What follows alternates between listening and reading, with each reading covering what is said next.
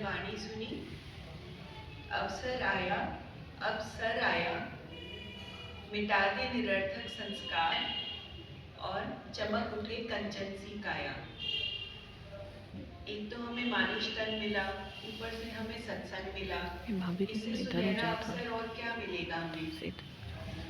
और सर आ गया मतलब आनंद का स्रोत आ गया, आनंद का सरोवर मिल गया हमें। तो आनंद के सरोवर में क्यों ना गोते लगाएं, क्यों ना इसमें अपने निरर्थक संस्कार सारे हमारे मिटा दें। जब मौका मिला है हमें तो हम क्यों ना हल्के हो जाएं। कल एक का सुना बहन का कि उसकी ऑरा बहुत क्लीन है, लेकिन वो बहुत खिंची हुई रहती है या दो मीठे शब्द नहीं बोल पाती, लेकिन उसकी ऑरा बहुत क्लीन है। जो ऑरा टेस्ट करते हैं साइंस के जो देखते हैं उनको पता चल जाता है। तो इतना उनका क्लीन होते हुए भी क्यों नहीं दो प्यार के शब्द बोल पाती, क्योंकि वो लेट गो करना नहीं जानती। और ये हमसे कौन करवाते हैं? हमारे गुरुदेव करवाते हैं।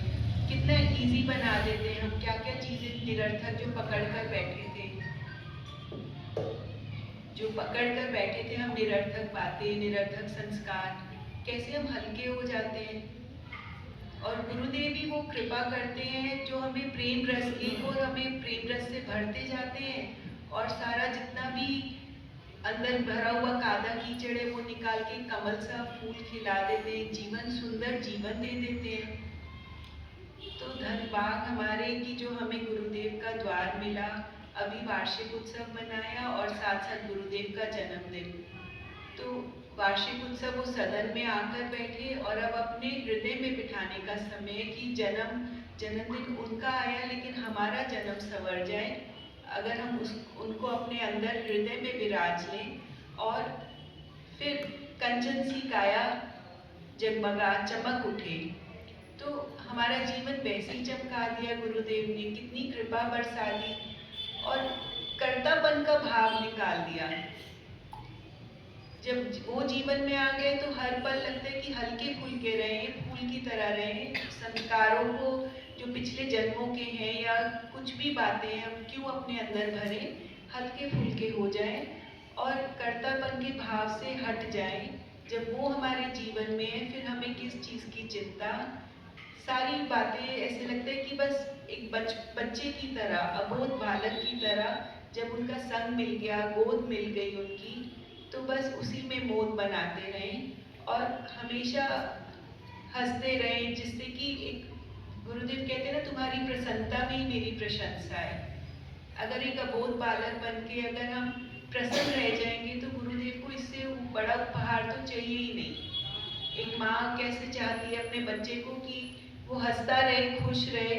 अगर हम कुछ डांट भी देते हैं बच्चे को किसी चीज़ के लिए, लेकिन फिर भी जब बच्चा के प्यार से मम्मी मम्मी करता है तो हम भूल जाते हैं, बच्चा भी हल्का हो जाता है। तो हम भी सोचें कि कुछ कष्ट आए तो ठीक है ना, वो भी कुछ उसकी मर्जी है, उसकी रजा में राजी रहना सीख जाए। हर चीज़ में अपनी अपनी ना चलाएं कि ये परफेक्ट हो वो परफेक्ट हो। तो हल्के रहें, बच्चे की तरह बोध रहें और हमेशा उनकी छत्र छाया में मुस्कुराते रहें, खुश रहें। यही गुरुदेव हमसे आशा करते हैं और हम भी यही प्रार्थना करते हैं कि गुरुदेव हमारे हृदय आंगन में बसे रहो। और यही अवसर मिला है जीवन में तो इस अवसर से ना चूके। आज शिव शक्ति से अगर हम अपनी आत्मा रूपी पार्वती को मिला सके, उनका अगर गठबंधन हो सके तो क्यों ना करें। क्यों ना ये मौके से हम शिव पार्वती का विवाह करा दें कि हमारी आत्मा उस परमात्मा से मिल जाए, उसमें लीन हो जाए, पूर्ण में पूर्ण समाए। तो वो पूर्णता की ओर हम अपना कदम बढ़ाएं और आपके योग्य बन पाएं। हरि